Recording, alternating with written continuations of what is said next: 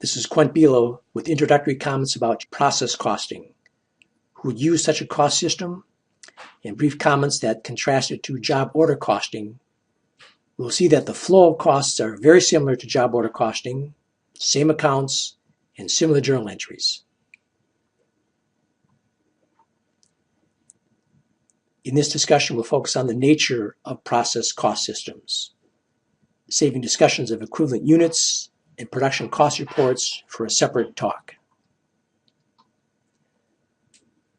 A process cost system is appropriate to companies that have processes that operate continuously, producing a similar product.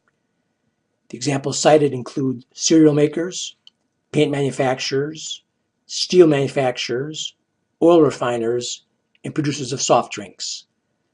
A common characteristic are production operations pumping out the same product continuously. The only changes that occur may happen in batches.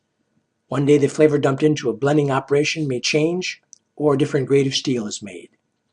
But once the batch process begins, it runs for hours or days, making the same product. There is no need to distinguish the cost of the first box of cereal coming off the line or the last one of the day. Average cost of production to each box will do fine. End of story. Here's a contrast between companies that would use one cost system versus another. Soft drink manufacturers, oil refiners, producers of computer chips, production of drums of chemicals will adopt the process cost system. No need to assign different costs of manufacture to similar output within a time period such as a month. Companies such as an advertising agency, producers of motion pictures, consultants to specialty companies, or providers of specific healthcare to patients with different needs will adopt the job order cost system we discussed in the prior chapter. They need to differentiate the costing of individual jobs because they can be priced differently, and gross profit by job or customer or type of procedure is meaningful information to the company. We will focus on process cost systems in this chapter. Review question. Which of the following items is not a characteristic of a process cost system? A. Once production begins, it continues until something pops out. B. The focus is on continually producing homogeneous products. C. When the finished product emerges, all units have precisely the same amount of materials, labor, and overhead. Or D. The products produced are heterogeneous in nature. D. The products are different.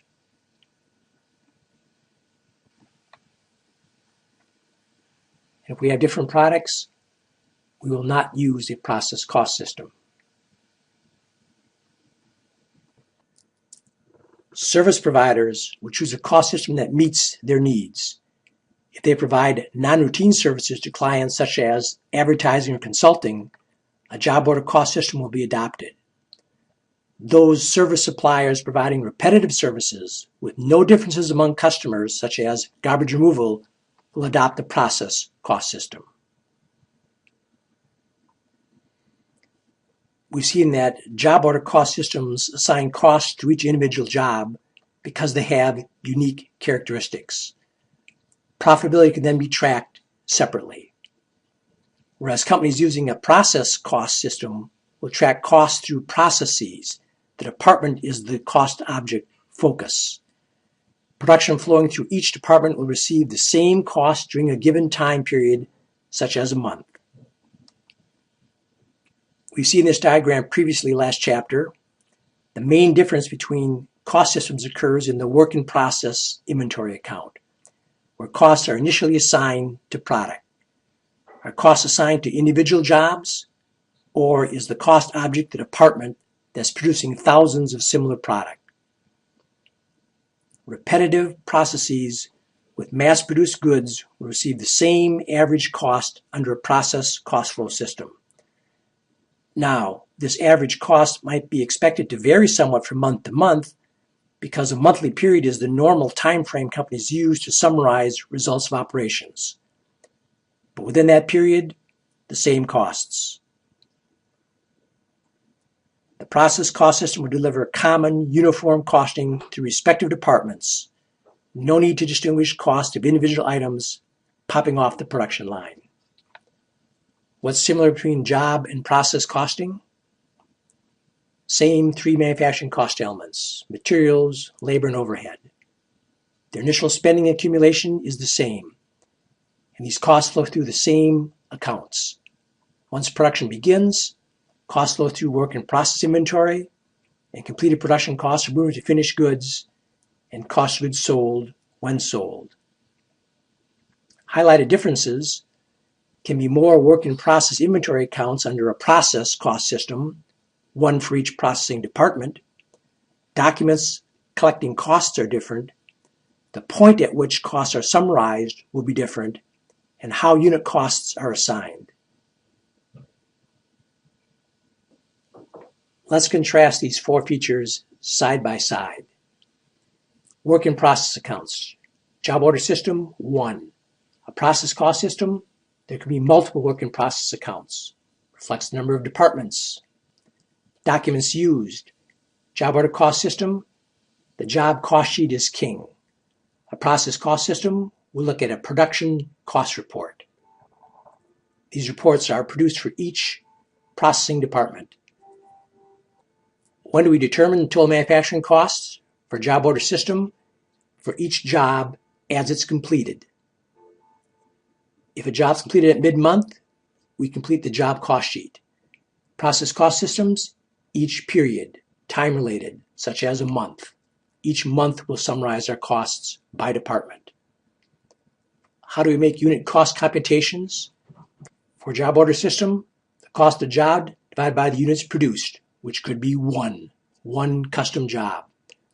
A process cost system, total manufacturing cost for a period divided by a computation called equivalent units produced during the period. We'll see that equivalent unit calculation is very important. It's a measure of work done, units completed as well as partially completed units during a period of time.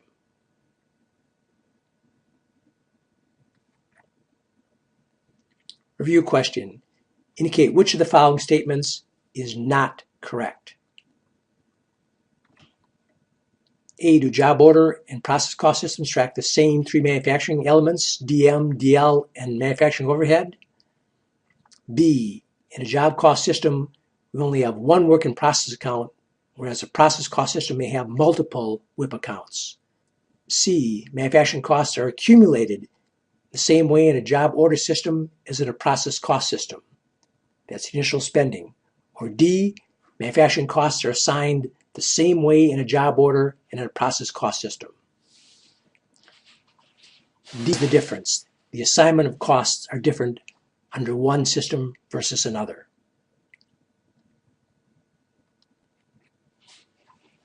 In a process cost system, an average cost is assigned to all current production, all equivalent units. Same cost, no distinction within that time frame.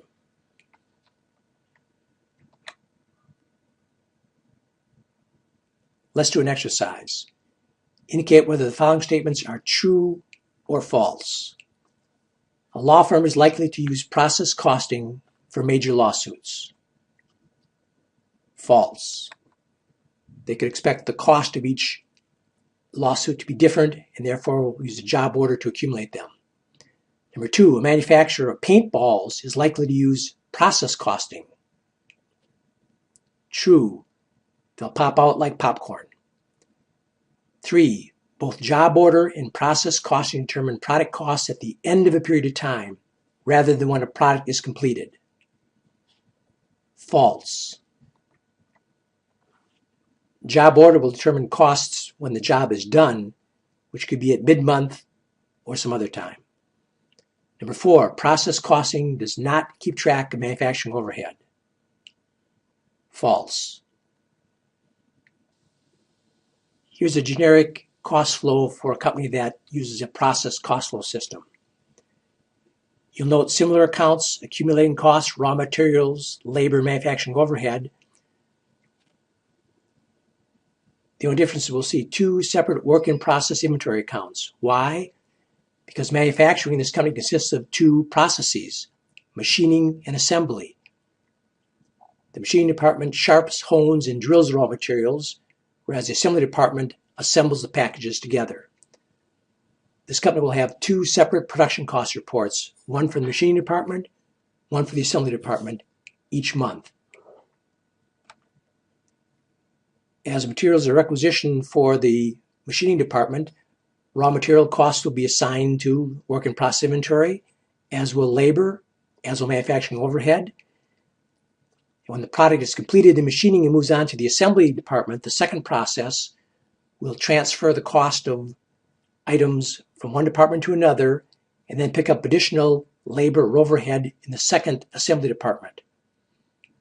Once the total skateboard is completed, it'll be moved out of work in process into finished goods, and out of finished goods when it's sold into cost of goods sold.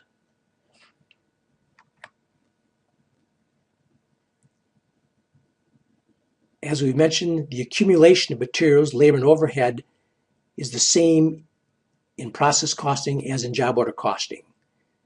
We accumulate raw materials, raw material inventory account. It's debited for the purchases. As we spend for factory labor, we increase the factory labor account with debits. And as manufacturing overhead costs are incurred, the manufacturing overhead control account is debited or increased.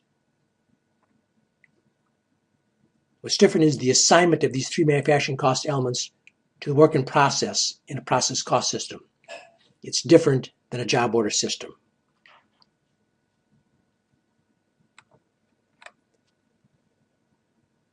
Both type of cost systems will have the same categories of spending as they accumulate raw materials, factory labor, or manufacturing overhead. But as production begins for a company using a process cost flow system, they will not assign manufacturing costs until the end of a period, such as a month. And there may be several work in process inventory accounts, one for each department. Further, all costs for a production department will be collected first, then they'll determine how much work was performed during that period, such as a month, then calculate average costs for that period by department. Average cost will be broken down into two broad categories: raw materials and all the costs needed to convert those raw materials into finished product. We'll see that the cost elements for labor and all overhead will be combined into one category called total conversion costs. Why? Because all the materials for a process may be there at the beginning of it all at once, and the conversion costs will be gradually incurred during the month. That's why there's two broad categories once we start to assign costs in a process cost system. Once finished product emerges, there'll be similar accounting as in job order. It's moved into finished goods, and once sold, the costs are moved into cost of goods sold and expense account on the income statement. We've seen that before. For a company using a process cost system, making continuous product, the same product, they'll get the same cost for a time period. The costs will be averaged over the units produced during the period. As noted, there'll be an average material cost and an average total conversion cost, two bundles for all production of that time period. So measuring production is very important in a process cost system.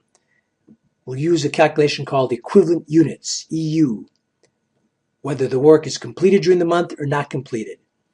We'll assign cost to all EUs, and EU is measuring units completed and transferred out, and also the work performed to get to ending work in process.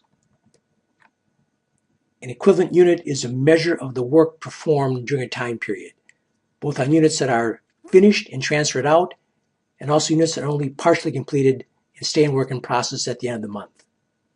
Equivalent units will measure all work done, whether it's completed, finished, or whether it's not completed. Let's review various journal entries, which you'll recognize from job order. When materials are used to make product, they're moved into the work in process inventory account. Now, the number of raw material requisitions used may be considerably less because the company is requisitioning needed materials for many days all at once, not job by job. And those materials will go to specific operating processes needed. In the journal entry below, some materials started off in the machining department, and then others were needed to supplement the process as the product entered the assembly phase, moving the spending debit across the page, moving the dollars from the accumulation accounts and into the work in process inventory accounts. Ditto for direct labor, working in the various operating departments, according to the analysis of time tickets. Remember, both of these assignment entries are made after the company has spent for the resources needed. So in the case of factory labor, the entry is made to the work in process inventory accounts in the respective departments based on analysis of the time tickets that tracked where the labor was used. Again, shifting dollars from the factory labor spending accumulation account to the respective work in process inventory departments. Overhead costs are allocated to each operating department in the most equitable manner as possible. Remember, all overhead costs are indirect manufacturing costs, which cannot be directly traced to the product being made. So, a formula is again used to move this bundle of various indirect costs into the respective work in process inventory accounts in process costing.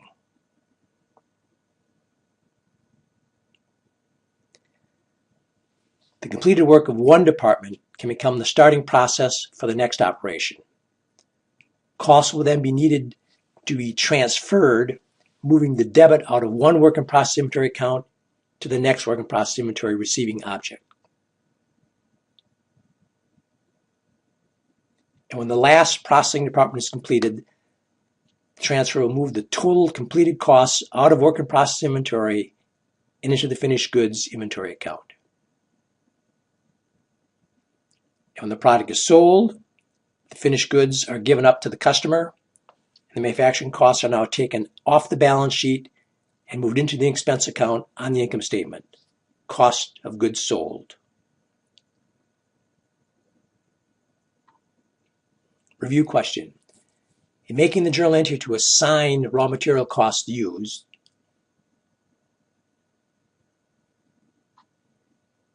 the debit is often to two or more work-in-process accounts, wherever those materials were needed at the point in production, either beginning production or at a subsequent production department. Let's do an example. Blue Diamond Company manufactures Zeebo through two processes, blending and bottling. So in June we have spending on raw materials, we have spending on factory labor, and spending on manufacturing overhead. They're accumulated in our manufacturing cost element accounts. The company has two processes, the blending and bottling. So work that's completed in blending is then transferred into the bottling department, in this case, $19,000 worth. And finally, the bottling department, the last operation, transferred completed goods of $11,000 into the finished goods inventory. Let's journalize the assignment of these costs. We'll skip the initial accumulation and begin right with the assignment entries. So record materials used in the process,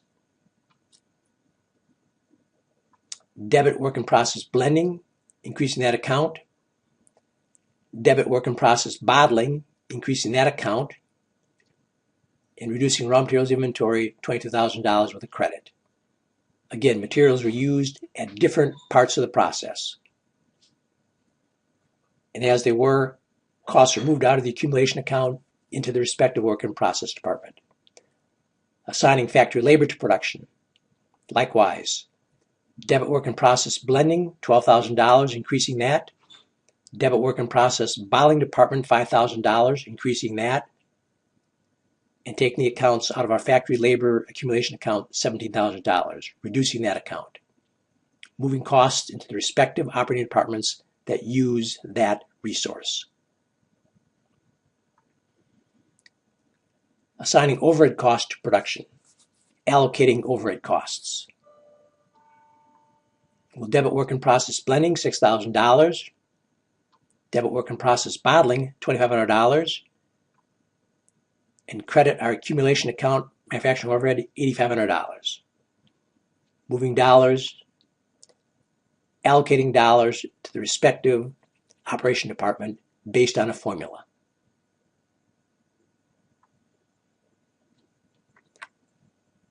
As the project of one department is transferred to another, we will debit the work in process bottling of the last processing department, $19,000, increasing that, taking it out of the work in process of the previous operation, the blending operation.